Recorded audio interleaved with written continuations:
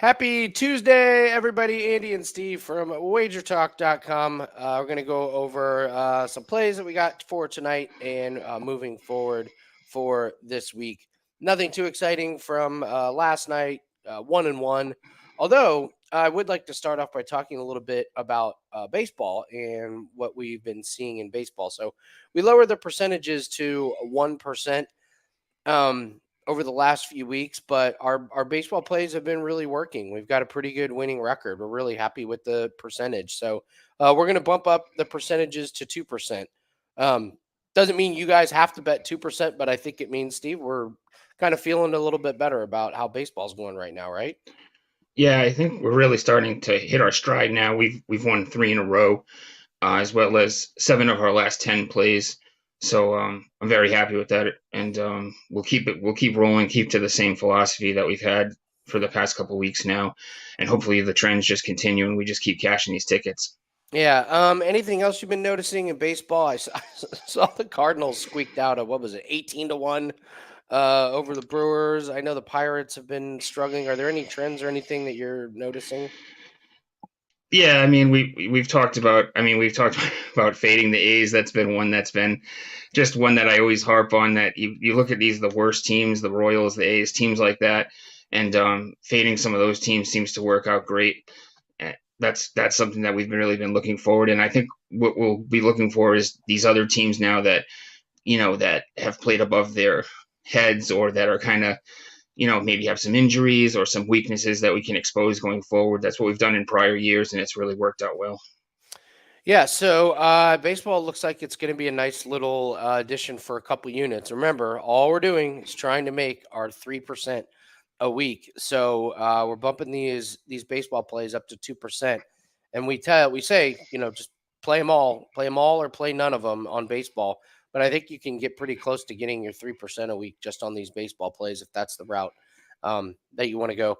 I want to ask you a little bit, Steve, just kind of your opinion. So I'm cautious with the way I bet. I also don't like having like a ton of money out on a bunch of plays. So we're gonna come up to where we have this weekend, and with NBA, like we have like multiple sports going. Do you like having a bunch of sports all in play all at once? Does it bother you? Do you think much about it? Um, yeah, I mean it.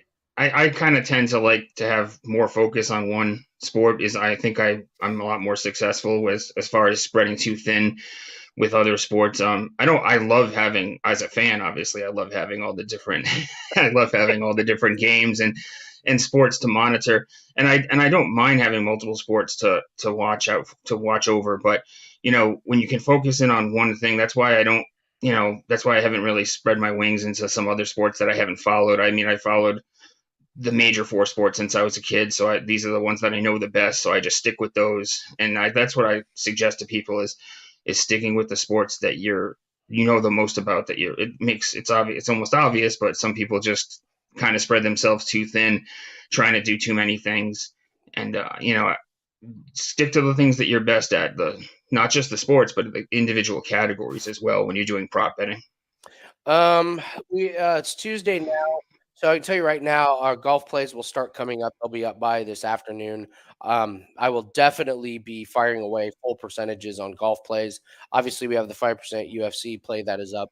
Attached to that UFC play is a 3% play as well.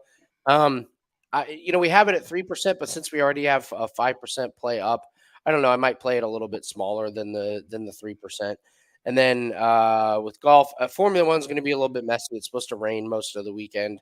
I still think we can come away with a few units there. But so pretty much this week, we're looking at having a big golf week in this major. We're looking at cashing the 5% UFC play and then getting some other profits from MLB and from NBA. We kind of like this series with Denver and LA. I would say I feel like I feel like we have a pretty decent read going into it, and we do have a play up in that series tonight. So, completely different series for both of these teams, as they both kind of waltzed in against inferior opponents. Um, but I don't know, thoughts on this series.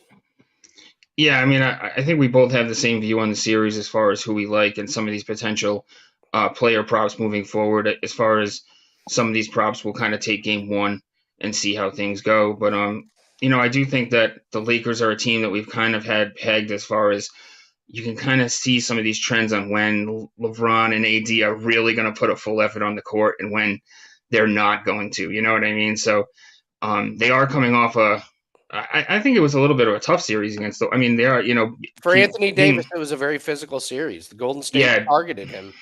and being that that him and LeBron are both, well, AD more so with the injury prone, but LeBron is an aging player, obviously. You know what I mean? So it takes a lot for him to put out a max effort on a nightly basis, and it's going to be interesting as far as playing in the altitude now, adjusting to that altitude in Denver in these early games of the series. So I think we have a great feel on this series, though, as far as player props and who we think will win the series.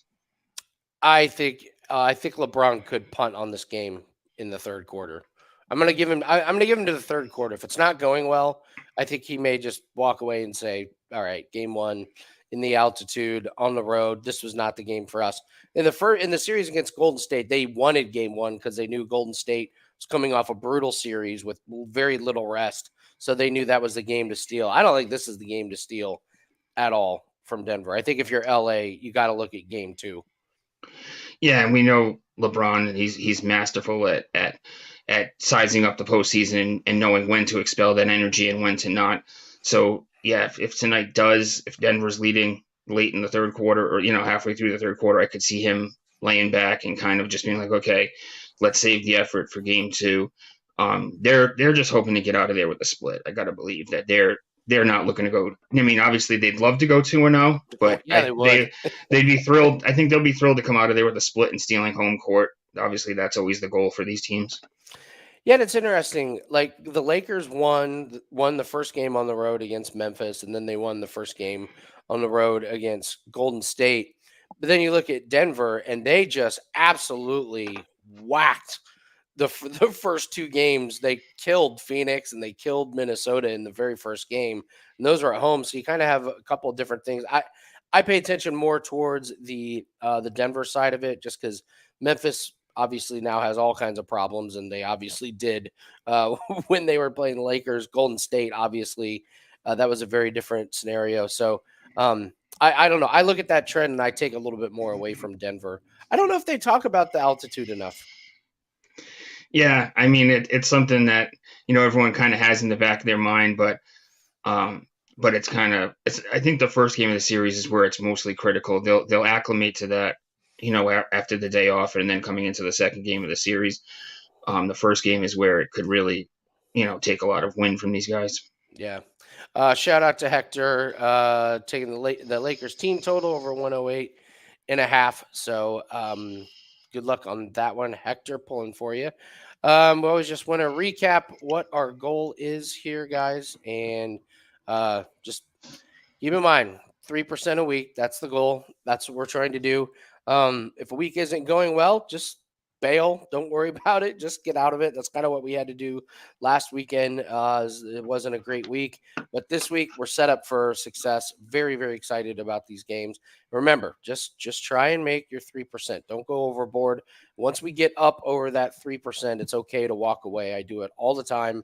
It really saves you from giving away those profits. So, don't ignore those 1%, 2% plays. They're really, really important to get to that 3%. You don't have to like try and make 10% in one day. You can do it throughout the course of a week. So we just want to remind everybody what we're trying to do here is 3% a week. And I will be doing my reset day tomorrow. So tomorrow at 11:45 when we do our show, I'll show you guys my bankroll, where we stand, what happened to us last week, and then what we have moving forward. So, Steve, you got anything else for us?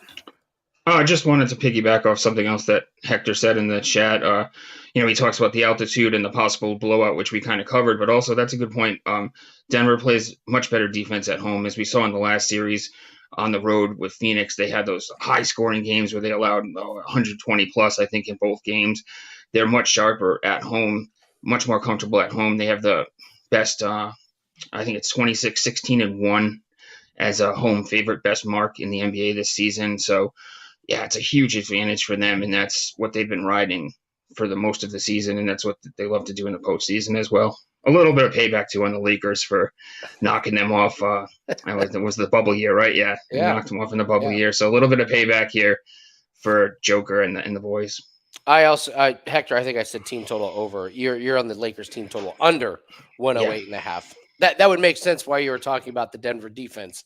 Uh, so I'm with you. I wanted to honestly. I woke up and I wanted to take the Denver team total over, but 114.5. It's like if they blow out, if it gets into the blowout stages, you might pull them. And so I thought that number was priced a little bit too good, not too much value. So don't forget to guys subscribe, like, leave us a little comment.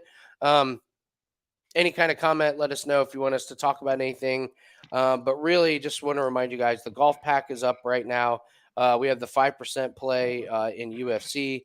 That is up right now. All those plays are up at wagertalk.com. Let's have a great week. I think it starts tonight. So we've got some plays up that are absolutely worth playing. I'm going to wait until tomorrow before I play anything just because I'm waiting for my reset. But by all means, fire away tonight. I think we got some great plays tonight. So, Steve, great work. Let's keep it rolling. thank you. Yeah, let's have a great rest of the week, and we'll see you guys tomorrow. Good luck tonight, guys.